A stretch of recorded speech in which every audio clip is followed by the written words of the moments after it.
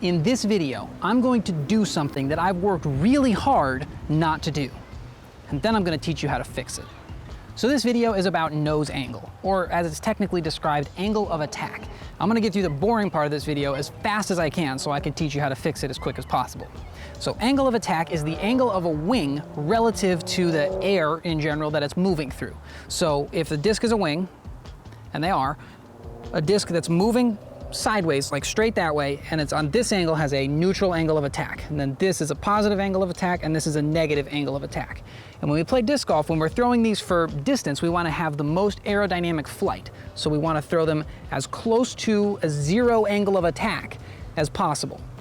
And that will get the most efficient flight, and that'll have our discs fly the way that they're designed. The thing is, angle of attack is relative to the air, not the ground. So a disc that is on this angle would be nose down or neutral if it was flying straight that way. But if it was going down a hill, so if the disc was flying this way, all of a sudden that's nose up.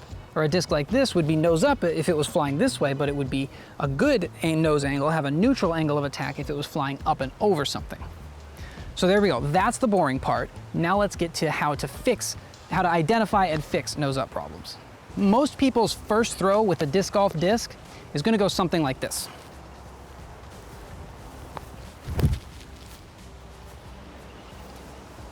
And they think, wow, it went too high, I must have thrown it too high, so I'll just aim lower. And so eventually they progress to a point where their shot looks like this.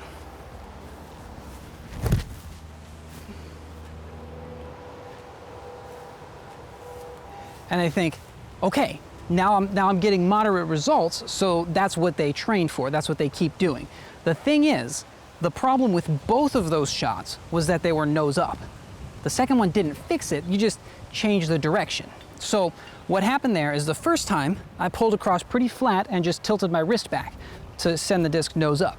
The second time I pulled from high to low, effectively throwing the disc at the ground, but tilted my wrist back so the disc kind of air bounced. Also, I'm throwing downhill a little bit, so it's kind of exaggerated, but that's kind of the point, is that I didn't fix the nose angle, which is controlled with your wrist. I changed the direction that I threw.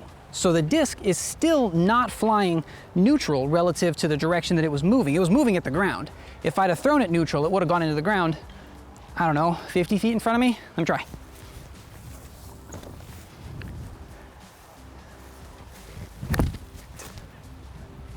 Okay, maybe less than 50. Pretty quickly, anyway. So my point is, throwing lower doesn't fix your nose angle problem. It just changes the direction that the disc goes, but you're still not having the disc fly efficiently. It's still a nose up throw, even if the disc is flat relative to the ground, because you threw it at the ground and it was tilted back relative to the direction that you threw it. So as I kind of alluded to in the last clip, the way to control your nose angle is with your wrist. If you need a positive nose angle, just tilt the disc back. If you need it to be flat, tilt your wrist down, almost like you're pouring coffee. I've used that advice. A lot of people have used that advice. I didn't come up with that advice, but that's how to do it. Just tilt your wrist down, and that will help you get the nose down. But that's only half of the picture. Like I said in that other clip, if you're throwing the disc at the ground to compensate for a nose up angle already, and you tilt your wrist down, the disc is just gonna go into the ground.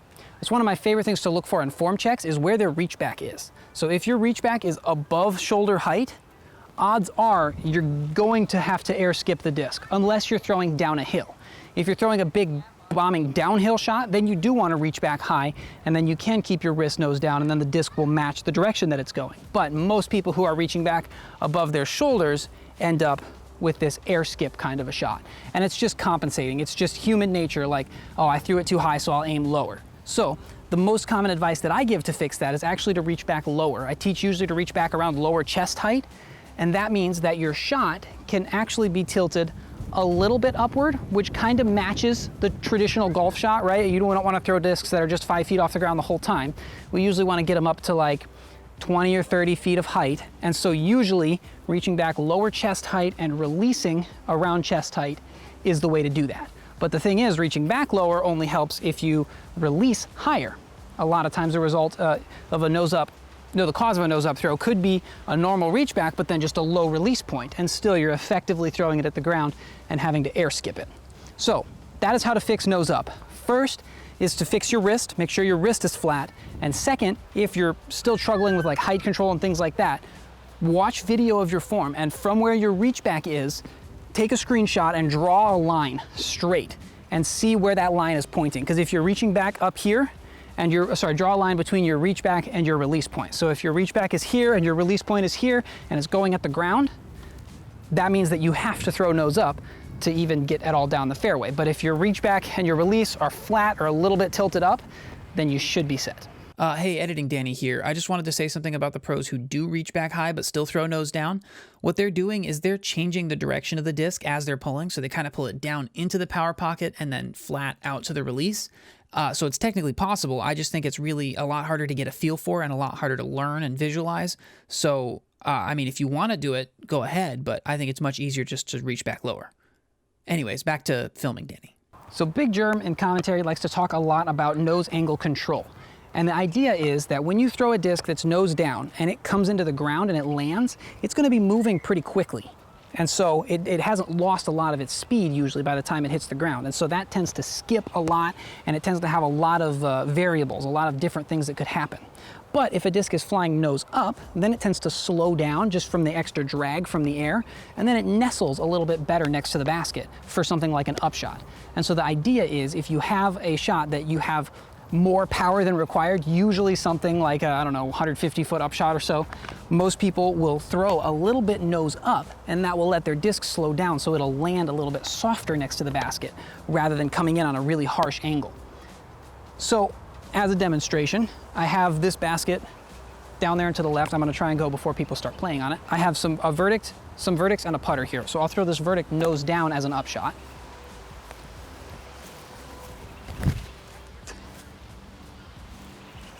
Okay, that was horrible. I'm gonna try again.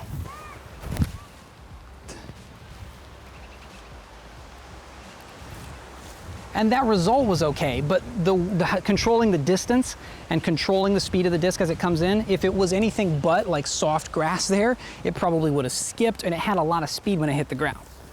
Now I'm gonna throw my ward in here and I'm gonna try and pop it a little bit nose up.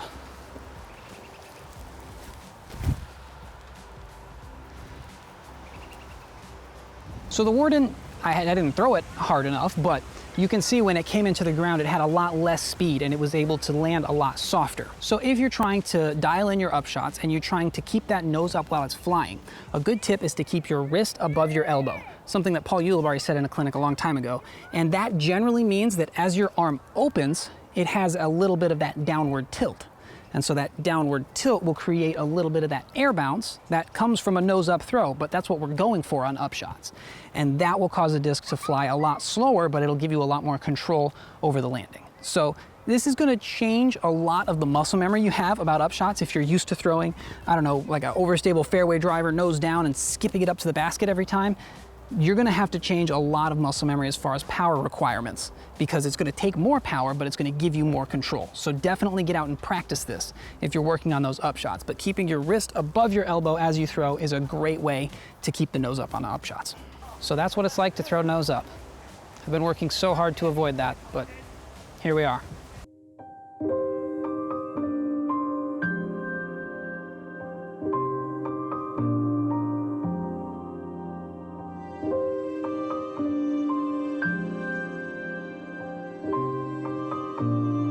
Anyways, thanks for watching. Get out of the field, try it for yourself, try messing with the nose angle on upshots and see if that gives you a little bit more control. Make sure to subscribe here at Dynamic Discs for more content on how to become a better disc golfer. And let me know down in the comments if there's any other topics that you want me to cover in this series. Thanks for watching, we'll see you next time, and always remember, slow is smooth and smooth is far.